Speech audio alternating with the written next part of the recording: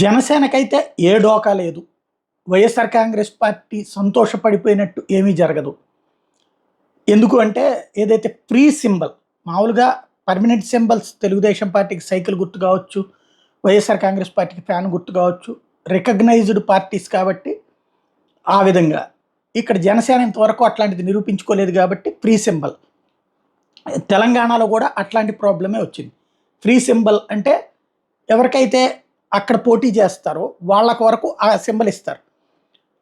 టెక్నికల్‌గా అలాగా వాళ్ళు పోటీ చేయని నియోజకవర్గాలు ఆ సింబల్ వేరే వాళ్ళకి ఇచ్చుకోవచ్చు. కానీ అప్లై చేసుకుంటే, అప్పీల్ చేసుకుంటే ఇది ప్రాబ్లమ్ అవుతది.